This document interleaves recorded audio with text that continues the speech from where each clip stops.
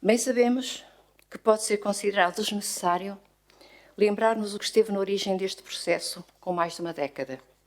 De facto, o entendimento dos factos do presente pode beneficiar, quando ponderado, como os antecedentes acumulados têm consequências relativamente aos compromissos firmados.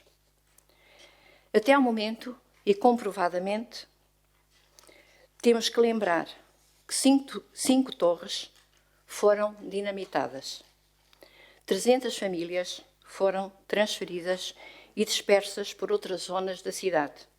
E temos ainda de recordar os graves problemas sociossanitários que não só não tiveram medidas à altura da sua dimensão, como se disseminaram pela cidade, realidade esta que é cada vez mais inegável e comprovada quanto aos seus efeitos.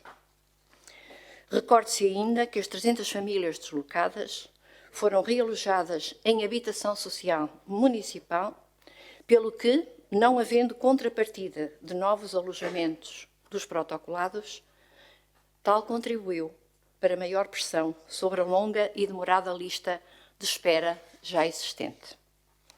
Estamos perante uma intervenção de política municipal que responsabiliza particularmente a governação do Rui Rio e que foi sendo defendida como adequada para a natureza dos problemas, como uma intervenção quase inevitável e sem qualquer espaço para acolher outras lógicas democráticas de intervenção urbana. A operação agora em apreciação, a quarta modificação ao contrato com esta entidade, pressupõe-se trocar casas que deveriam ter sido construídas e entregas prontas a habitar, trocar por uma indemnização considerada correspondente ao preço da sua construção. Reconhece-se o potencial desta indemnização para que a Câmara pudesse vir a resolver com brevidade as edificações das Eirinhas e do bairro do Leal. Salvaguardada a circunstância de que o aumento da capacidade construtiva em sede do BDM reverterá a favor do município, fica ainda em débito o tempo para a concretização das casas municipais, as quais, na formulação do anterior contrato, expectavelmente, teriam o mesmo ritmo de construção e conclusão do empreendimento imobiliário a localizar no Aleixo. É muito fácil, aos 93 minutos de jogo, dizer que se calhar as coisas deviam ter sido diferentes. Se me perguntar se eu já na altura em que isto foi feito, enquanto cidadão, achei que foi bem feito, não achei. A prova de que não achei foi que na altura, no tempo que o PS agora esquece, em que partilhou a governação da cidade, nomeadamente com Pelouros, na habitação social e, curiosamente, também no urbanismo, resolvemos optar por um modelo diferente no bairro Rainha da União Leonor. Mas também aí, nesse tempo, com esse PS, nós entendemos que não devíamos chorar em cima do leite derramado. E foi por isso, com esse PS, com o tal PS, que nós, na altura, conseguimos várias coisas e foi preciso fazer várias coisas. Havia umas torres que estavam demolidas, outras que ainda estavam em pé. Nós tentamos, na altura, conseguir condições de habitabilidade para essas torres. Como sabe, foram instalados elevadores novos nessas torres. A verdade é que a vetustez daquelas torres exigiam que nós tomássemos medidas, porque o mais importante para nós não era a questão política. O mais importante para nós eram as pessoas que lá viviam. E as pessoas, de facto, foram realojadas em habitação municipal. E tem razão quando diz, pois essas pessoas, ao serem realojadas em habitação municipal, foram tomar o lugar de outras pessoas que estavam na lista de espera. Aí estamos todos de acordo. Esse, aliás, era, se calhar, o pecado original deste negócio. Pecado original. Chegados onde nós estamos, aquilo que nós sabemos é assim, nós temos neste momento a possibilidade de fazer esta alteração. Com esta alteração, aquilo que metemos é o acelerador, mas não metemos apenas o acelerador no Aleixo. Já agora, num fundo, em que a Câmara Municipal do Porto continua a ter uma parte. Também somos interessados. Nós temos lá mais de 20%. E, portanto, há um interesse, por um lado, em resolver o problema e aquela chaga existente. Há uma vantagem para a Câmara Municipal, no seu todo, sobre o ponto de vista do pensamento estratégico da cidade, que resulta também do novo PDM e da possibilidade de ali construirmos mais e esse mais ficar para a Câmara. E há também um pensamento económico do ponto de vista da Câmara, porque é bom para a Câmara, naturalmente, aproveitar, e já agora que tem aquela posição no mercado, no fundo, ficar com receita. Mas há mais. Nós sabemos que há hoje instrumentos que nos permitem a nós, recebendo aquilo que consideramos um valor justo, e já lá vamos, sobre aquilo que é a construção que o Fundo do Aleixo devia fazer e que passamos a ser nós sabemos que recebendo 100%, nós só vamos pagar uma proporção disso, porque vamos aproveitar aquilo que existe nas políticas de primeiro direito. É evidente que nós podemos ficar como estamos. Podemos estar como estamos e continuar durante muitos anos a dizer que quem tomou a decisão foi quem governava a cidade lá atrás. Podemos fazê-lo. Podemos fazê-lo. E podemos continuar anualmente, ou daqui na próxima Assembleia Municipal, depois de já nós não estarmos cá, virá aqui dizer outra vez que há 20 anos se resolveu as coisas mal. A mim não me compete, volto a fazer com que o tempo volta atrás. Nós não fizemos nenhum projeto parecido com aquele, não fizemos nenhum, houve fundos que a Câmara tinha, que entretanto nós resgatamos. Aquilo que nós consideramos é que esta é de facto a possibilidade que temos, com o novo PDM, com a possibilidade de ter lá a construção, com a possibilidade de fazer lá a construção a preços acessíveis, com a possibilidade de que temos de acelerar as Eirinhas, que para nós é fundamental, de construir 4 torres nas Eirinhas em vez das 3 que estavam previstas, e repensar aquilo que é o leal e repensar o que é que podemos fazer, parece-nos a nós que esta é a melhor solução. Porque é verdade, Sr. Presidente, que o Sr. Presidente não tem culpa no pecado original. Mas também é verdade que o Sr. Presidente, numa determinada altura, podia ter atuado de uma forma diferente. Foi quando fez uma auditoria a todo o processo do bairro do Aleixo e constatou um conjunto de irregularidades e que nessa altura poderia ser possível nós renunciarmos ao Fundo do Aleixo. Na nossa opinião, isso teria sido possível e o Sr. Presidente explicou aqui que decidiram outra matéria, e tem razão, na altura com o Partido Socialista na maioria e que apoiou essa outra decisão. Nós consideramos que outras coisas poderiam ter sido feitas. Para que fique também a constar naquilo que são as atas desta Assembleia, eu volto a relembrar uma coisa que não me cansarei de dizer. Poucos dias depois de eu ter chegado à Câmara, como Presidente de Câmara, o Fundo do Aleixo pediu, o Invesur pediu uma reunião com a Câmara do Porto. Quem esteve presente nessa reunião era a senhora vereadora e vice-presidente Guilhermina Rego, que à época tinha a parte das finanças e do património da Câmara. E que, portanto, naturalmente, foi ela que compareceu nessa reunião. Quem representava, à época, o Invesur nessa reunião era o Sr. Dr. Manuel Teixeira. O Sr. Dr. Manuel Teixeira, nessa altura, disse à senhora vice-presidente que o fundo, pura e simplesmente, não tinha liquidez.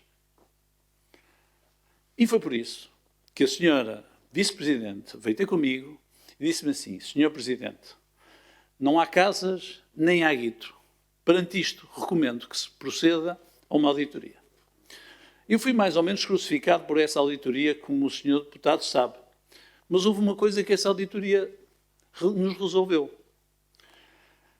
Nós mandamos essa auditoria, como se recorda, para o Tribunal de Contas. E era o Tribunal de Contas que poderia, na altura, e é essa também a razão pela qual eu entendo que nós não devemos mandar esta proposta a ser aprovada para o Tribunal de Contas, por uma razão, porque o Tribunal de Contas, na altura, disse que não era competente para avaliar o assunto, já estava o assunto resolvido. Só isso nos teria permitido, como bem que sabe, reverter ou desfazer aquilo que já estava feito. Mas o desfazer já na altura era complicado, porque como o senhor deputado também bem sabe, e fará justiça com certeza, porque sei que o preocupa, já havia um conjunto de demolições que tinham sido feitas.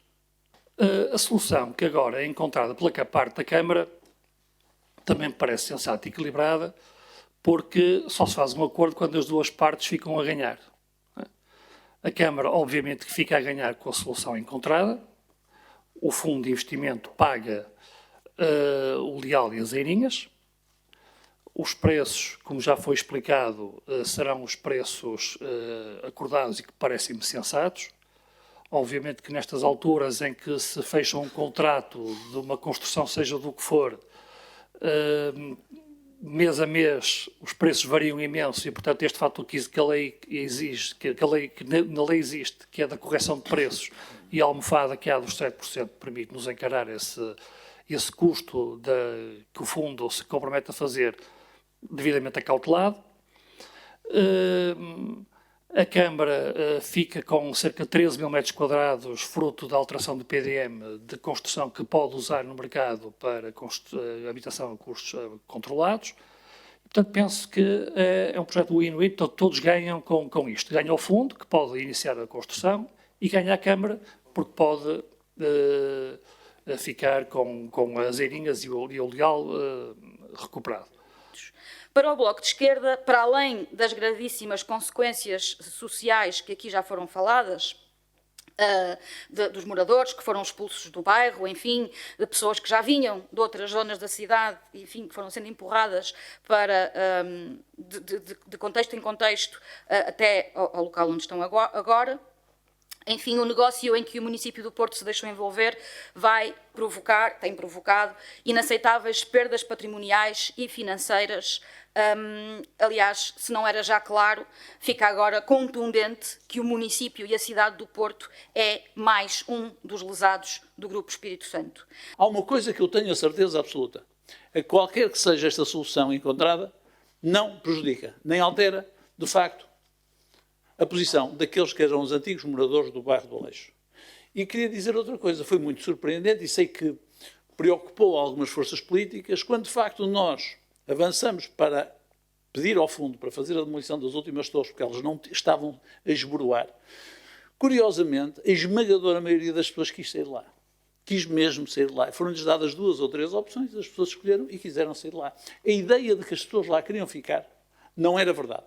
Claro que a senhora deputada tem razão. Todas elas gostariam de viver na Ribeira. Todas elas, hoje. Não queriam viver na Ribeira quando saíram de lá. Elas não foram obrigadas, muitas delas, a ir para lá. Foram para lá porque, na altura, era a melhor solução. Eu fico atónito quando temos, numa questão fulcral e fundamental da cidade, a possibilidade de carregar no acelerador rumo a uma solução e há uma parte significativa dos atores políticos que, em vez de escolherem este acelerador, ficam todos agarrados ao retrovisor. E todos a olhar para trás. E todos a escavar ali nos erros do passado, nas circunstâncias do passado. O Sr. Presidente de Câmara disse muito bem, esta foi uma solução política encontrada à altura, não isenta de reparos, mas é uma herança que tem que ser gerida e um processo que tem que ser gerido de forma a encontrarmos a melhor solução para as pessoas e para a cidade. E era sobre isso que devíamos estar aqui todos hoje a discutir. Era trazer aqui sugestões, propostas positivas, de forma a otimizarmos este processo. Não desconfianças, culpas do passado, reparos e, vão-me desculpar, muito populismo. Após mais uma década da realização do contrato com a Invesur e várias alterações ao mesmo, esperamos que finalmente este tenha um fim à vista.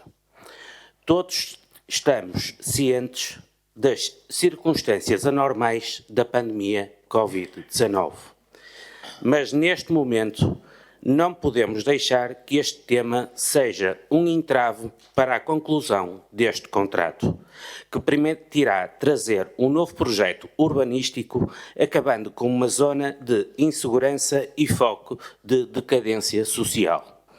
Uma vez que nos parece estar devidamente mencionado o respectivo caderno de encargos no documento hoje apresentado a esta Assembleia e respeitando aquela que nos parece ser a vontade dos portuenses, o Partido Chega vota a favor desta proposta. Muito obrigado.